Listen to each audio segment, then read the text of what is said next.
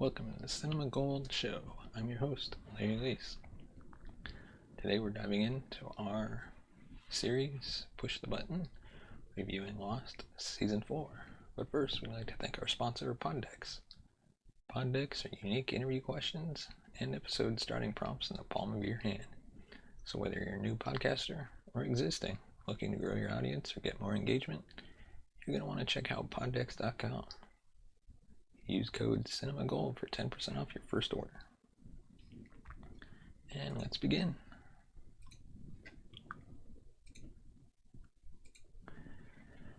After a stunning conclusion to the show's third season, the bar was raised, and much was expected of the fourth season. With the final 3 seasons reduced to 16 episodes and a clear finish line in 2010, the creative team could now focus on telling their story without having to worry about how many episodes they had left to work with. Season 4 is the first to benefit and delivers a fast-paced and leaner story.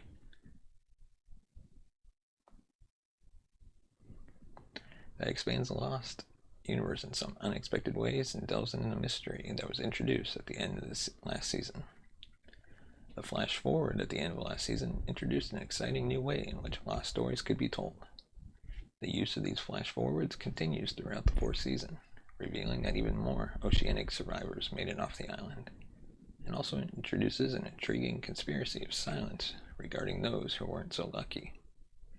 This storyline is the backbone of the fourth season as we discovered who was fortunate enough to escape the island and who was left behind. This is arguably the series' best story arc since the mystery surrounding the hatch, and is a well-developed, tightly paced narrative that actually has a satisfying conclusion at the end of the season. Don't expect everything to be answered. This is Lost after all, but the true story comes together quite nicely. The benefit of a shortened schedule is apparent, and this season has far less filler than previous outings. Less episodes means that every minute of screen time becomes that much more precious, and the outcome is a season that doesn't have what we'd consider a bad episode. Even the season's Kate-centric episode is decent when compared to previous year's worst outings.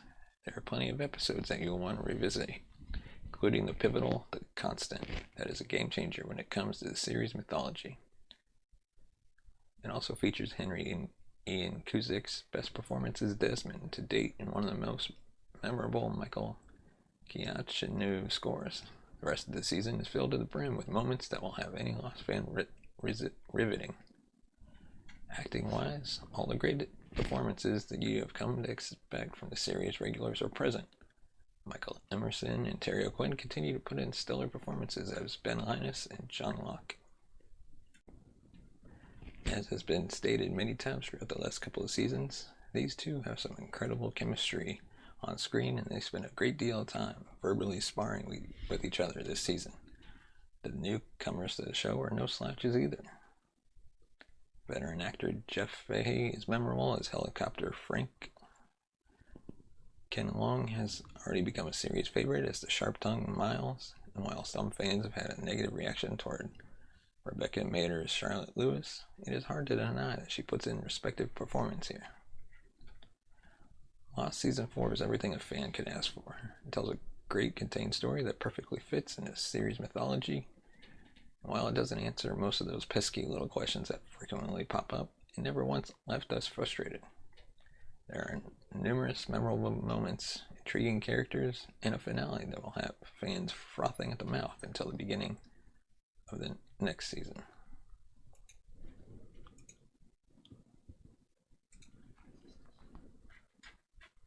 So, on to our top 5 scenes of Season 4. Or episodes, my bad. This is perhaps the last season of Lost that had mostly everyone since the beginning still watching. Things were still in the realm of possibility for the majority of the season. We had some new characters on the island, some better and more useful than others. The mysterious freighter off the coast of the island, with some major weird things occurring on the ship. The immediate threat of the men working for Mr. Widmore carrying all the weaponry. And oh yes, the return of Michael. Yes, it was all still going on this season. Since the episode count dropped to 14, here are the top 5 episodes of Lost Season 4. Number 5 is Confirmed Dead. Certainly feels like there are much bigger things at stake than rescuing our heroes and getting off the island. We're introduced to 4 more characters who apparently choppered in from a boat that is not far off the coast of the island. Through a series of flashbacks, it seems like their true mission is to capture Ben, of all people. Naturally, due to Ben's constant resourcefulness, he has an inside man on their boat keeping him informed. Who could possibly stage an entire airplane wreckage underwater, and why? And at number 4, meet Kevin Johnson. Poor Michael. He's had one of the toughest times of everyone on the show. Yes, Michael. A fantastic reveal at the end of Ji-yeon. Michael is back, but you get caught up on what he's been doing this whole time. It's amazing how something as simple as a haircut can change a character's entire image. Looks like we also finally find out why Kate wasn't Tom's type. Layers continue to stack on this show, and Michael's appearance just goes to show you never know who can show up. And number 3 is The Constant. Probably one of the best episodes of the series. What is the craziest thing you've said to someone to get their phone number? This episode basically boils down to Desmond needing to call Penny from the boat. The whole flying in the helicopter on a precise hitting, meeting some rather hostile man on the boat, and oh yeah, the time-traveling consciousness is just a means to the end. When the call finally is made, it's a very touching exchange between Desmond and Penny, and shows what the power of love can do. How convenient that Desmond had the time off from the army when he did to go find Penny. And number 2, The Shape of Things to Come. It's a good title, as this episode definitely lays the groundwork and tone for the rest of the season. The doctor from the ship washes up on shore dead, even though we see him alive and well on the ship. Ben, Locke, and Sawyer take up arms against the mercenaries who have come to the island for Ben. Fortunately for Alex, they are taking no prisoners, something they proved quite convincingly. Sawyer has become quite the hero recently, as his concern for himself has been turned outwards and caring more for the others around him. In this case, Claire. This season has become quite militarized, as gunplay has definitely increased and will continue to do so.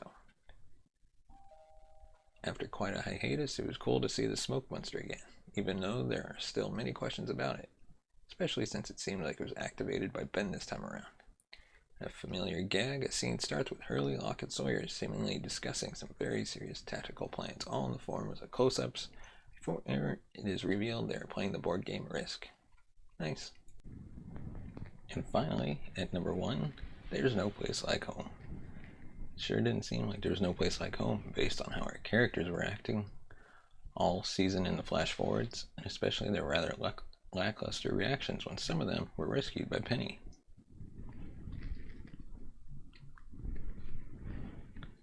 The finale was action-packed. A lot of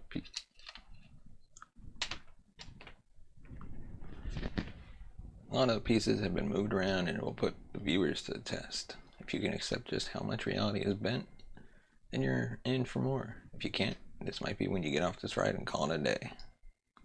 Sawyer continues to up his good guy status with his sacrifice. Ben has now become a character we sympathize with, and Michael seems to finally be free. Yoonjin Kim's performance as she reacted to the boat and Jin was spot on. It would have been impossible to react any other way. We also get an answer to a question asked a full season ago.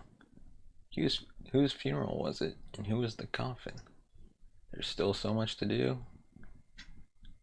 And join us next week for Season 5. Let us know what you thought about this season on Lost. Leave a comment in the comment section below. Hit the subscribe button. Give us a thumbs up.